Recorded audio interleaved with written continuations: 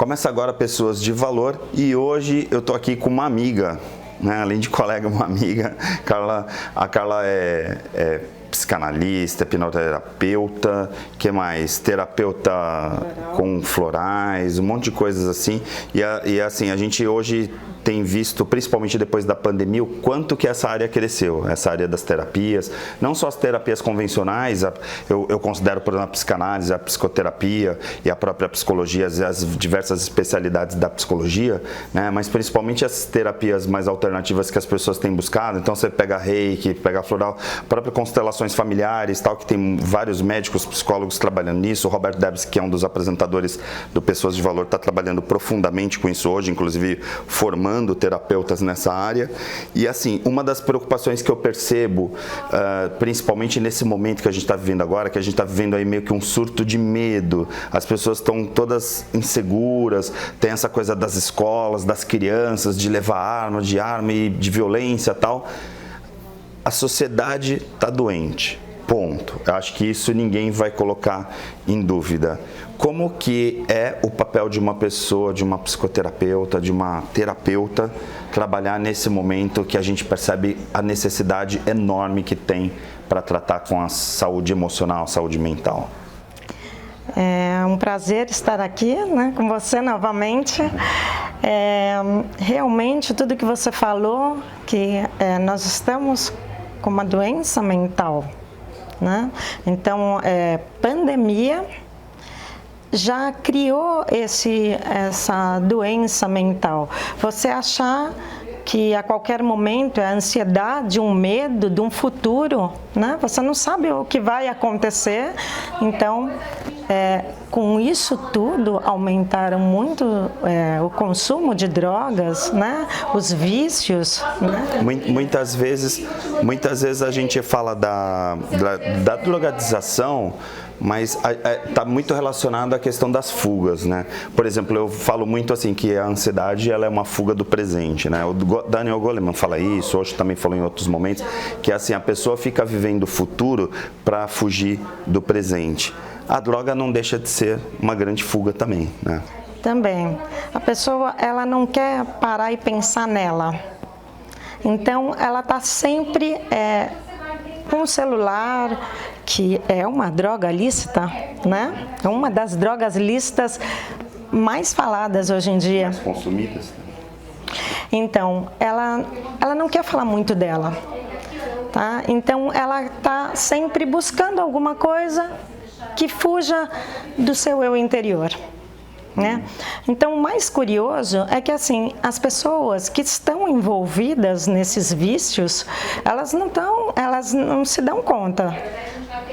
Quem se dá conta sempre é uma pessoa da família, né? Que fala, não, é demais. Eu tenho analisandos que vêm no consultório e que falam, eu gastei todo o meu dinheiro com jogos eletrônicos, isso é um vício muito grande, né? Então, eles me procuram porque eles não sabem a medida, não sabem quando parar. E a família, normalmente, é que tá atenta a isso, porque eles não se dão conta. Mas aí, nesse caso, a gente não pode dizer que falta referência, assim, porque a sensação que dá, por exemplo, quando eu era mais novo, que os meus pais eram minhas referências. Eu tinha referências dentro de casa, e, diga-se de passagem, referências boas e fortes, que me fizeram ser quem eu sou hoje. Com os meus medos, com os meus fracassos, com os meus sucessos, com a minha felicidade. E de repente hoje eu percebo, e eu leciono dos 17 aos 80 anos, né, na graduação, pós-graduação, tudo, eu vejo que as pessoas mais novas hoje estão vindo completamente sem chão, sem referência. E isso, de certa forma, acaba também estimulando esses outros caminhos, né, essas alternativas aparentemente fáceis. Até tem o livro da Anna Lembke lá, que é Nação Dopamina, né, as pessoas estão viciadas em dopamina rápida, né, seja no açúcar, seja no álcool, seja na cocaína, no crack, no iFood. Tudo rápido, né? O que tem acontecido? Vamos lá na infância, tá? Então, a criança, muitas vezes os pais, para conseguirem fazer alguma coisa, eles deixam o celular, o jogo eletrônico, as telas, porque eles querem fazer as coisas, então eles deixam para eles conseguirem fazer. Só que chega uma hora que isso você não consegue mais tirar, porque eles já estão dependentes. Então, os pais têm medo. Hoje em dia, os pais querem ser muito amigos, né, dos filhos. E pais não são amigos, são educadores. Eles têm que colocar limite, eles têm medo de dizer não para não traumatizar, eles têm medo de deixar de castigo, de eles serem caretas. E é isso que está cada vez ficando tudo mais liberal. É como se fosse pensar que os pais estão facilitando a vida para os filhos, tentando tirar esses impedimentos e tentando quebrar os limites, fazendo com que eles tenham uma liberdade muito maior, mas em compensação esse mesmo ingrediente tem prejudicado essas mesmas crianças. Muito. Antigamente eu não ficava na mesa com os adultos, né? Eu não ficava, os adultos conversavam e as crianças ficavam separadas. Hoje não. E o que eles me relatam quando estão no consultório é que assim, a bebida rola livremente, né? Então dentro de casa... É a referência. Os meus pais bebem, então, assim, se eles podem, eu também vou poder. Sim, aquilo é legal, né? Se eles estão fazendo, né? Ser adulto é legal, eu quero ser adulto, eu quero usar aquela droga, né? Então, e só que acontece uma coisa, nós, dessa outra geração, nós temos um limite bebendo socialmente. Você bebe 1, 2 copos, até chega a beber 2 garrafas de cerveja, uma caipirinha. Eles não têm esse limite. Eles saem, eles compram. Eu não sei se você já viu à noite em supermercado, eles saem à noite, compram bebidas. Os postos de gasolina, né? As lojas de conveniência ficam lotadas, molecada. Em São Paulo isso é super comum, né? Em supermercado também você pensa assim, não, é para o mês inteiro a bebida? Não, é para consumir naquela noite. Então, aquela noite eles consomem 2 garrafas de vodka, né, com energético e... Agora indo para terapeuta, assim, né, que eu sei que você trabalha muito com essas questões de drogas, tal, dos vícios, né, a gente fala muito em terapia da questão de ressignificar as coisas, né, através da hipnose, por exemplo, que é uma ferramenta importante na hipnoterapia e tem outros processos da própria respiração, ferramentas, tal, só que no caso especificamente da causa, é um pouco mais complicado porque assim, uma coisa eu uso droga, agora entregar a causa às vezes demora anos para a pessoa conseguir identificar o porquê que ela estava naquele caminho. Como que é ressignificar isso na cabeça desses jovens que às vezes já são jovens adultos ou mesmo adultos? Então, 90% eu costumo dizer que vem da infância, né? Então nós vamos resgatar começar a terapia primeiro de livre associação, a pessoa vai falando e vai deixando fluir. Normalmente numa segunda sessão, eu começo a buscar muito no inconsciente tudo que ela viveu na infância. Eu peço para ela me relatar os máximos de detalhes que ela lembra da infância, porque nós conseguimos muita coisa.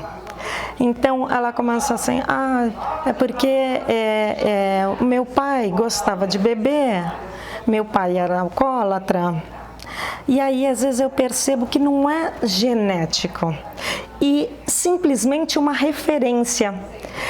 Eu quero ser parecido com meu pai, então eu começo a consumir, porque de alguma maneira... É para se aproximar daquela pessoa, né, daquele adulto. De alguma maneira eu quero ser parecida com ele. Sim, às vezes até porque eu admiro. Eu admirar meu pai faz alguma coisa errada, mas aí eu vou fazer aquilo para poder me aproximar dele, ter um contato maior. Sim, então nós vamos buscando isso. E eu faço várias técnicas de ressignificamento, de ressignificação de traumas. Hipnose, o AIM, que é a abordagem integrada da mente, eu uso florais, né? E você consegue um trabalho muito muito bom, sem precisar entrar com farmacológico. Não precisa, muitas vezes, a não ser que seja um caso mais sério, mais grave. Aí você precisa de um psiquiatra para auxiliar. Mas muitas vezes a terapia em si, com a ressignificação de trauma, você já consegue eliminar aquele problema. Perfeito. Eu vou fazer o seguinte, eu vou fazer um intervalo muito rápido. A gente volta para o segundo bloco para se aprofundar um pouquinho mais nesse tema. Fica por aí.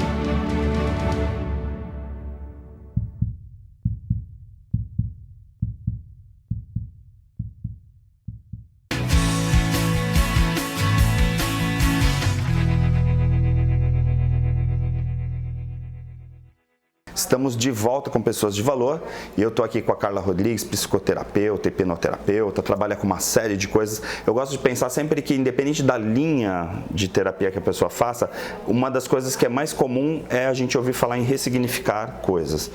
Às vezes tem uma mãe que ficava lá na infância falando, cala a boca, moleque, eu dou curso de oratória, eu vejo muito isso, cala a boca, moleque, você só fala bobagem e tal, aí a pessoa cresce e não consegue falar porque ela ficou ouvindo a mãe gritar. Essa coisa que a gente estava falando, queria aprofundar um pouquinho mais nessa questão, porque o uso de drogas e dependência química é algo que para mim é bem delicado, porque assim, quando você fala, eu tenho um trauma, eu não consigo falar em público, você vai lá fazer terapia, você trabalha de um jeito que você ressignifica tal, e a pessoa consegue entender uma forma de ela começar a falar em público e ela trabalhar isso bem. Só que quando é dependência química, não entra só os aspectos de ressignificar, porque não é só dar sentido, mas também aquela força que a dopamina, que a química está trazendo, porque aí aquele químico está já preenchendo determinados espaços biológicos no teu cérebro, e aí você desmamar disso, não é simplesmente chegar e falar, você está honrando a sua mãe, que nem a gente falou no primeiro bloco, está honrando seu pai, e aí porque você quer se aproximar dele, você começou a fazer a mesma coisa que ele fazia. Então ele era alcoólatra, você virou alcoólatra porque você queria se espelhar nele e tal. Isso não é consciente, isso aí está lá no inconsciente, mas você consegue trabalhar isso de forma inconsciente. Como que você vê essa questão, por exemplo, da dependência? E claro, eu não vou entrar aqui na psiquiatria, tal, que envolve a questão também de medicamentos e tudo mais para tentar tirar, né, a dependência química. Às vezes entra internação compulsória, drogas como crack, por exemplo, que é extremamente agressivo.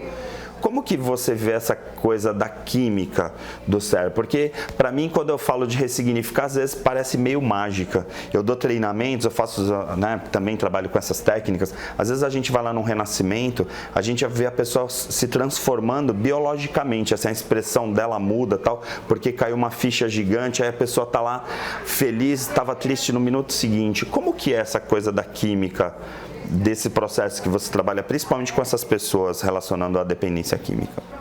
Então, uma coisa que você começou a falar que eu achei muito importante é o peso de uma pessoa falar. Uma pessoa fala, você fala besteira, tem um peso. Um pai e uma mãe é outro peso. Entende? Então, assim, relacionado a drogas, você tem que ir buscando o porquê que ela está precisando daquela felicidade momentânea. Por que ela está fugindo dela o tempo todo? né? Se as redes sociais estão cada vez mais agrupando as pessoas, né? Você fala com uma pessoa que está nos Estados Unidos tão facilmente, né? Só que o que falta é esse agrupamento. A pessoa estar aqui, agora, entende? Ela tem medo de falar das frustrações dela. Ela muitas vezes não acha o propósito de vida dela. Eu vejo muito assim, principalmente o trabalho que a gente faz de ansiedade, eu vejo muito as pessoas confundindo ansiedade com frustração. Às vezes a pessoa acha que é ansiosa e na verdade ela é frustrada, porque ela queria um resultado diferente e ela não está alcançando aquele resultado, e aí ela vive impulso, né? Ela vive ali bombando e tal, e na verdade não é ansiedade aquilo, é ela se conformar com o que ela tem, ela se reconhecer naquilo que ela é, né? E aí esse é um processo que realmente tem muitos ressignificados para fazer. Então, a pessoa, muitas vezes, quando ela está usando uma droga, ela está fugindo. Ela simplesmente está fugindo de alguma coisa que ela não está dando conta. Ela não está dando conta, então ela bebe, ela usa uma droga mais pesada para conseguir esquecer dela, sair dela, ficar tranquila, ficar calma, né? E eu conheço pessoas que estão no consultório, que fazem terapia, que estão usando agora canabidiol para cuidar do vício da maconha. O canabidiol, ele consegue tirar o vício em si. A depressão, a ansiedade, né? Então já foi vários estudos. Já tem para 15 casos, né? O canabidiol é usado. Então, nós estamos... Inclusive saiu a legislação que o governador agora, né? Inclusive uma proposta de um deputado da Baixada, que é o Caio França, né? Que batalhou muito para isso, para aprovar, né? Na Assembleia, e aí o governador acabou, né? Validando para efetivamente começar os tratamentos, né? Com essa linha, porque às vezes as pessoas têm muita crença, né? Falar maconha, tá? Já pensa na droga, e na verdade a substância que é utilizada para determinados tratamentos que está na base da maconha, né? E não é fumar um baseado, né? Falando assim, né? Então, mesmo porque não são das folhas que é retirada, né? A maconha, no caso, é o uso da folha seca, né? Com uma porção de porcarias juntas, né? Ali não, é a flor. Então, é extraído da flor, né, da planta. E eu também, como terapeuta floral, uso as flores para os tratamentos também, de ansiedade, de vício, Muitas curas estão na natureza, né? Quando a gente fala de florais, por exemplo, a gente vai fazer uma dinâmica no litoral norte, ou lá na fazenda, a gente coloca as pessoas no banho de floresta, né, que a gente chama, só o cheiro da floresta já cura muitas pessoas, porque aquele cheiro da natureza, as pessoas às vezes estão num ambiente de ar-condicionado, confinado, com trânsito, com poluição sonora, poluição visual, aí de repente a pessoa vai lá para o meio de uma floresta ou para uma cachoeira, aí fica, nossa, estou me sentindo tão em paz, e na verdade tem, né, o olfato que está trabalhando aqui naquele momento, né? Sim, ao invés de a pessoa ir tomar um banho de mar e caminhar na praia, abraçar uma árvore... Ela fica na piscina no prédio dela, né? E o que ela faz? Ela consome a droga para ficar mais tranquila, para não pensar, né? Então, a natureza é comprovada que ela, você desenvolve mecanismos. Me fugiu a palavra agora. Que são hormônios do prazer, serotonina, né? Então, você libera isso diante da natureza, só que é muito mais fácil utilizar uma droga, né? Eu moro em frente a um lugar, uma balada, que quando está saindo as pessoas, às vezes eu estou analisando ali 3 horas da manhã, não tem um que esteja sóbrio. Um que não está ali trançando as pernas, sabe? E eles saem com uma garrafa e a vodka já está no final. Então quer dizer que eles consumiram, Sim. né? Então eles não estão se dando conta. Mas aí vamos lá, a gente sempre apresenta soluções aqui no programa, você fica, olha, problema das drogas e tal, mas qual é a solução, se a gente pudesse pensar numa mais genérica, para fazer com que se previna isso, né? Os pais, por exemplo, que estão assistindo, ou os próprios adultos, previna isso, ou remedie isso? É autoconhecimento? Sim, o autoconhecimento é tudo. Primeiro precisa saber por que ele está usando aquela droga, do que ele está fugindo, né? Porque quem tem ansiedade é excesso de futuro. E quem usa drogas, do que está fugindo? Da onde que ele está... não está se permitindo falar sobre o assunto, sobre o que está passando, o que está acontecendo com ele. As pessoas não falam mais. Então, muitas vezes, eles chegam no consultório carregados, eu digo. Porque, assim, os pais não dão mais conta, né? Eu tive uma analisando que ela chegou a bater na família toda e depois quis se jogar. No dia seguinte, ela não lembrava de nada. Olha o que o uso da droga faz. Consciência, né? Claro. A gente vê muitas coisas que estão acontecendo hoje de violência, tal. A gente fala de violência nas escolas, violência dos adolescentes e tal. Mas a verdade é que está acontecendo isso sem consciência. Não é que a pessoa está fazendo ali consciente daquilo que ela está fazendo. Muitas vezes ela está fazendo sem ter noção, sem ter consciência do que ela realmente está fazendo. E não com os outros, mas com ela mesma. Às vezes uma revolta interna. Ela quer... liberar aquilo. Entendeu? Então, através das drogas, ela fica mais livre. Eu posso fazer qualquer coisa. Ela se sente dono do mundo. A sensação que tem das pessoas, em geral, os depoimentos que eu tenho ouvido, é justamente essa sensação de liberdade quando usa, porque aí não tem freio, pode fazer o que quiser, tal, ficar com a sensação de que pode fazer tudo que faz e, na verdade, não pode. Mas é uma grande ilusão, né? E o que acontece no dia seguinte? A ressaca moral. Eles falam, por que eu falei aquilo? Por que eu fiz aquilo? Né? Por que eu agredi? Então, muitas vezes, quando eles se voltam para dentro de si, é que entra a depressão. Né? Eles ficam deprimidos por ter feito aquilo. Sim. E aí, só nesse estágio que aceitam ajuda. Senão eles não... Tem que estar no fundo do poço, muitas vezes, né? Para colocar. E ressignificar nada mais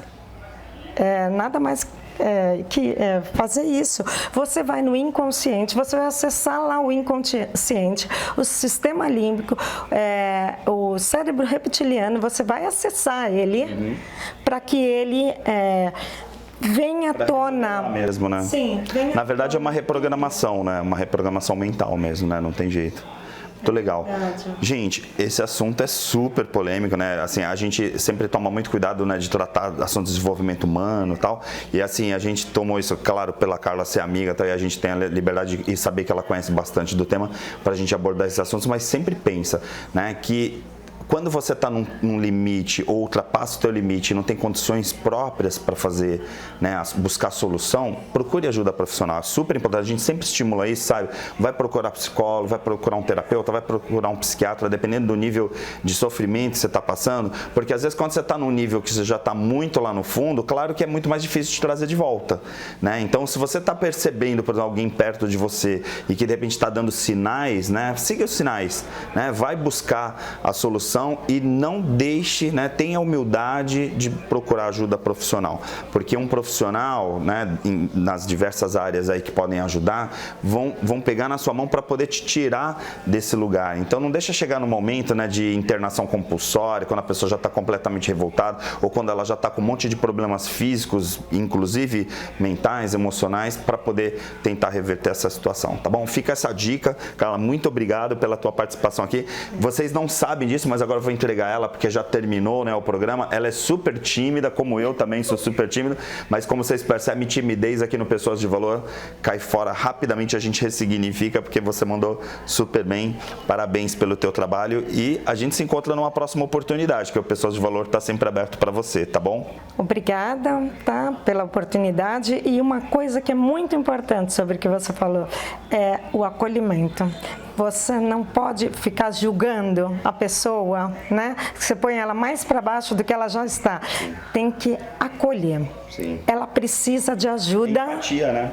Empatia. Sim, ela precisa ser acolhida. Exato. Muitas vezes a pessoa está com um quadro já bastante deteriorado e as famílias expulsam de casa porque não aguentam mais, tal, quando na verdade tem que ter um tratamento profissional mesmo para saber, inclusive, como lidar. E não só o paciente, não só a pessoa que está vendo aquilo, mas a família, porque infelizmente a questão das drogas é uma questão coletiva. Não é só aquela pessoa que está vivendo problema de dependência química que sofre. Todo mundo que está em volta, inclusive, às vezes sofre até mais, tá bom? Semana que vem a gente se encontra.